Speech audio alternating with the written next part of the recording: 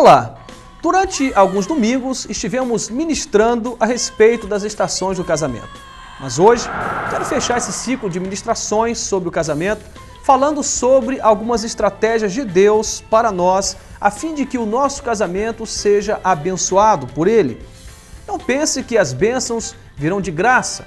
Com certeza pagamos o preço, por exemplo, o preço da fé, o preço da obediência aos princípios e valores de Deus, o preço de ouvir os conselhos do coração de Deus. Há um texto da palavra do Senhor que diz algo muito forte e o que eu quero deixar aqui para que você pense, você entenda perfeitamente o que Deus tem para a sua vida. A Bíblia diz: como andarão juntos se não estiverem em acordo? Bem, a Bíblia está nos mostrando que o acordo dá a possibilidade de caminharmos em comunhão, de caminharmos juntos. A falta do acordo desequilibra qualquer chance de caminhada. O que nós temos hoje são casamentos vivenciando a experiência do desacordo e não do acordo. Bom, percebemos, enquanto ministrávamos sobre a estação do verão, e o que dá chance ao casamento de viver o equilíbrio é exatamente o diálogo. Quando começamos a ter diálogo, a abrir o coração, a conversar, e essa conversa é a conversa aberta, madura, onde o relacionamento é discutido no sentido bom da palavra, onde vocês lidam com as diferenças e toleram aquilo que não pode ser mudado na vida do outro, então você consegue o equilíbrio. Normalmente, o que temos é uma intolerância e uma incapacidade de entender o outro, entender as diferenças do outro, e daí se estabelece uma ruptura, uma cisão, um problema muito grave, onde o casamento agora está fadado ao fracasso. Porque se não há comunhão, se não há diálogo, não há chance de correção no meio da caminhada. E o que o texto está nos mostrando é que apenas a unidade dá a mim e a você a chance de caminhar junto com nossa esposa, você caminhar com seu esposo, enfim, a família precisa de viver o acordo. E algumas dicas ao Senhor nos dá, e essas dicas são preciosas. A primeira dessas que eu quero deixar para você é que você precisa resolver as falhas do passado. Como nós erramos no início do casamento, todos nós, indistintamente. O mais maduro que você se julgava quando você casou, havia um detalhe. Talvez você não tinha mensurado naquela ocasião, mas hoje você compreende isso. O outro era desconhecido para você. A sua esposa era uma interrogação, o seu esposo era uma interrogação. Vocês se conheciam na dimensão do namoro, se noivaram, mas quando se casaram, fizeram uma descoberta. Havia muito mais no outro velado, escondido, do que revelado. Portanto, o desafio no início da caminhada não foi pequeno. E houve o estranhamento. Houve a dificuldade natural para qualquer ajuste de casamento. Salomão diz no livro de Provérbios que nós precisamos sim ter os atritos. Os atritos vão promover o equilíbrio. Sem atrito não há ajuste. Então é importante essas dificuldades no início do casamento a fim do ajuste. Não como finalidade última da destruição, mas do ajuste. Mas muitos de nós, por não termos sabedoria, pegamos essas crises e transformamos isso em veneno para o resto da caminhada conjugal. Não é isso que Deus tem para nós. O que Deus tem para nós é uma vida abençoada. E tem muitos casamentos comprometidos porque não sabem lidar com as falhas do passado. É preciso vencer o passado. Alguém já disse que quem vive de passado é museu. Você não é um museu. Você não precisa do passado para viver. Mas muitos se agarram ao passado como alguém que agarra um tesouro precioso e não solta esse passado por nada. E o passado acaba por estar presente, a fim de que esse casamento seja governado à luz do que é a experiência do passado. Um trauma do passado, uma dor, um ressentimento, uma mágoa, ainda hoje governa a sua vida matrimonial. Está tudo errado. Precisamos vencer o nosso passado, superar as falhas do passado. Se a sua esposa foi um problema para você no início do casamento, talvez hoje ela seja uma bênção, ou pode vir a ser uma bênção. Talvez o seu esposo foi sinônimo de dor, de caos, de lágrimas para você no início do seu casamento. Hoje ele pode ser sinônimo de bênção na sua vida. É preciso superar o passado. E 3 dicas eu quero deixar para você nessa realidade de vencer o passado.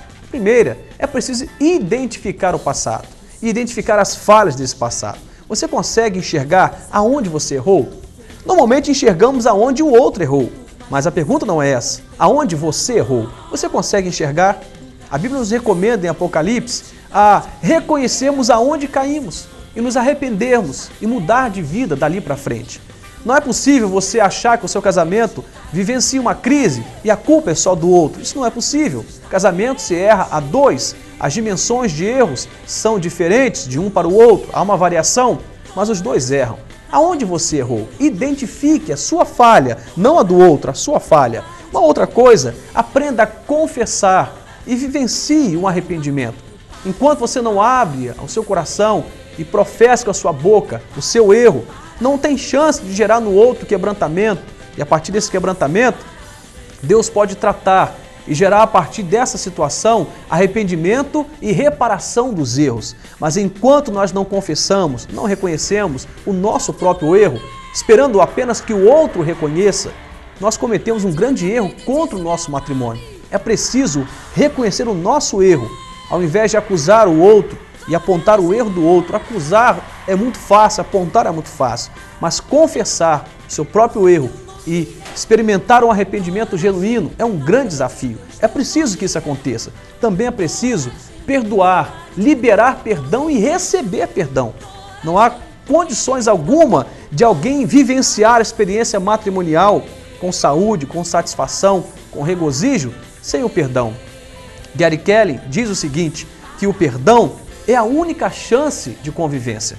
Não tenha dúvida, se você não perdoa, não recebe, nem libera perdão, você não pode pensar em conviver com essa pessoa, porque todos erramos. A sua esposa não é perfeita, seu esposo não é perfeito, você tem cobrado tanto dele, tanto dela, e não reconhece que ali está apenas um ser humano que comete falhas, que talvez precise de ser ajudado, acolhido, talvez precise ser entendido, melhor compreendido, e o que fazemos é só acusar. É preciso então identificação das falhas, confissão, arrependimento e perdão.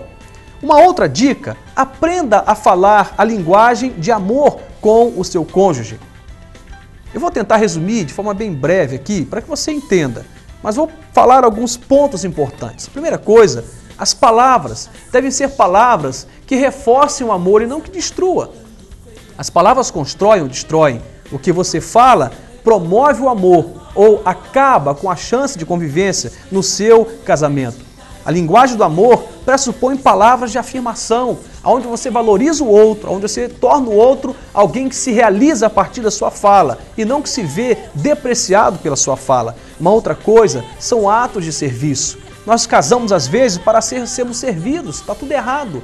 Deveríamos casar para servir o outro, para abençoar o outro. E o outro pensando igual, os dois então serão abençoados. Outra coisa são os presentes. Precisamos aprender a presentear um ao outro. Isso simboliza gratidão.